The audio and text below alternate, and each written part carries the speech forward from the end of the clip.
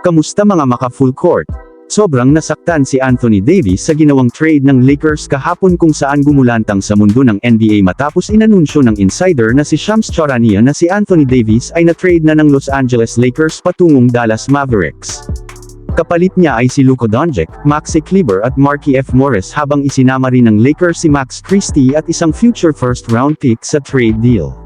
Walang naging anumang usap-usapan o rumors bago ang trade na ito kaya't marami ang nagulat kabilang na mismo si Davis. Dahil sa matagal niyang pananatili sa Lakers at sa kabila ng kanyang dedikasyon sa kupunan, hindi man lang siya naabisuhan tungkol sa pagpapalitan. Bago pa man ang trade, nag-request si Anthony Davis ng isang big man upang mas lalong mapalakas ang Lakers. Naniniwala siyang may potensyal pa ang kanilang team na magkampiyon muli kung may tamang hakbang na gagawin ang management. Ngunit sa hindi inaasahang pangyayari, siya pala mismo ang ipamimigay ni Rob Pelinka. Pakiramdam niya ay tiniraydor siya ng Lakers matapos niyang ibuhos ang lahat para sa koponan. Sa sobrang sama ng loob, agad niyang in-unfollow ang official page ng Lakers sa kanyang social media accounts. Para kay Davis, tila hindi siya pinahalagahan ng team na kanyang pinaglingkuran sa loob ng maraming taon. Hindi lang si Anthony Davis ang nagulat, kundi maging ang buong NBA community. Maraming analysts at fans ang hindi makapaniwala na naganap ang trade na ito.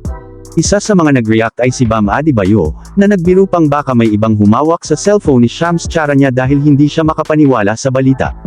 Maging si Luka Doncic ay nasiyak sa trade na ito.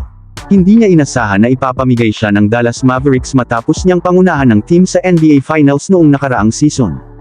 Wala rin siyang anumang request para ma-trade kaya't marami ang nagtatanong kung ano ang tunay na dahilan ng biglaang pag-trade ng dalawang superstar. Ayon sa ilang sources, simula nang magkaroon ng injury si Luka Doncic noong nakaraang buwan, nagsimula nang mag-alala ang Mavericks tungkol sa kanyang kondisyon. Napansin nilang bumibigat ang kanyang pangangatawan at tila hindi bumabalik sa tamang kondisyon. Sa kabila ng kanyang husay sa laro, nagkaroon ng pagdududa ang Mavericks kung kaya pa niyang dalhin ang team sa matataas na antas ng competition.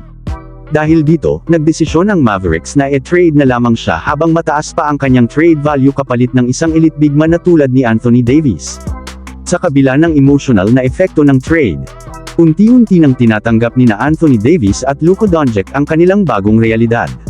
Balita ngayon na maaring magdebut si Luka Doncic bilang isang Lakers sa darating na February 9 laban sa Indiana Pacers. Para kay Davis, isang panibagong hamon ang naghihintay sa kanya sa Dallas. Bagamat masakit ang paghihiwalay sa Lakers, meron siyang bagong pagkakataon upang ipakita ang kanyang kakayahan sa Mavericks. Ang trade na ito ay isa sa pinaka-shockang sa kasaysayan ng NBA. At tiyak na magdadala ng malaking epekto sa hinaharap ng parehong kupunan.